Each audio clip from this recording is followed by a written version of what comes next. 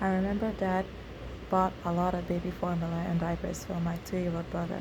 My brother was the sensation of his teachers. There was never a dull day. On one occasion, a teacher remarked how he ran right through her skirt to the other side of her. Commander was very fond of Grandma. God bless grandmas who stepped in to take the role of parents. Well, there was a time she couldn't stay with us anymore and had to attend the needs of her own household. At the time, Grandma was married and still had children that needed her guidance and attention. It was her last day to stay with us in Coco, and she didn't tell us, the grandkids, that she was leaving. My youngest brother, Commander, who was 2 years old at the time, looked for her in every bedroom of the house and couldn't find her. In his mind, he knew she was gone and gave up looking for her. Jokingly, just to hear the voice of my sweet 2-year-old brother, Commander, my Aunt Evelyn would ask Commander, "Where is Grandma?" He would respond, "Grandma gone." I remember Dad spoke different languages and would communicate to his friend who would come visit us. "Oyema," Dickerson would tell my dad, and my dad would respond, "Messiere." In my child's mind, I heard, "How are you?" and the response being, "I'm fine, thank you." Oftentimes, I would watch television and hear the presenter teaching my native tongue, Igbo. The culture at the time was very open. There was nothing hidden when it came to the television. The practices of the different ethnicities were something shown on television that gave me an idea of how each tribe treated one another. However, in school, peers treated everyone alike. We all spoke one common language, English. I had bouts of crying for Mom during the 6 years I was away from her. Although I remember we didn't have a good relationship, and I got a lot better with Dad, and I got on a lot better with Dad, I would cry when no one was around. And even if anyone heard me, I don't remember anyone giving me any type of consolation.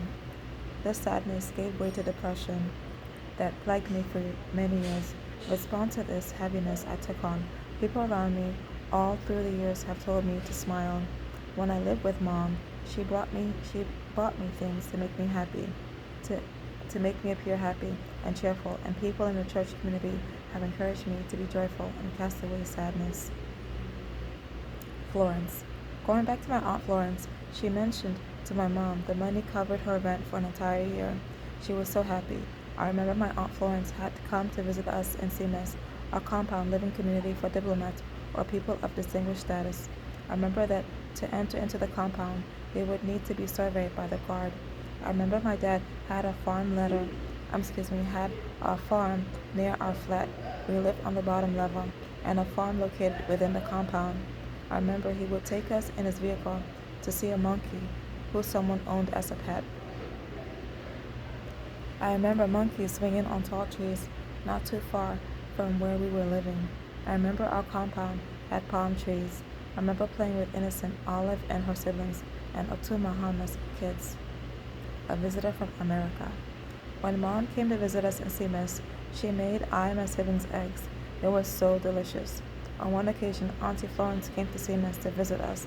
She had a high fever, and that sister had designated me to help her fever subside and cool her hot forehead with a cold washcloth until her fever subsided.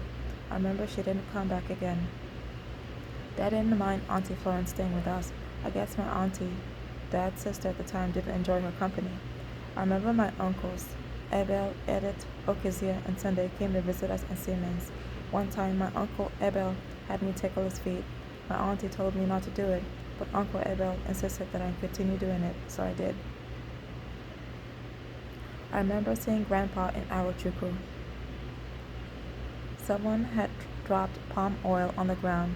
I was used to eating palm oil, orange, reddish fruit on my dad's farm. I would pluck it from the leaves it was attached to and suck on it till I got to its seed. At Grandpa's home, a woman had insisted I lick the palm oil from the ground. At this point, everyone was jeering. I ended up licking the palm oil from the ground and was very disgusted by the gesture. I found out from Mom a few decades later it was a form of welcome. My dad's family were welcoming me to their family. For me to lick the palm oil from the ground, it was a welcoming gesture to my grandfather and my family that they were welcoming me to their home, and I was accepting them by licking the palm oil off the ground. Grandpa's arrow trickle. Grandpa had lots of wives and lots of children. My argument, I tell myself, is I wouldn't marry any Nigerian men because they are next of kin to me.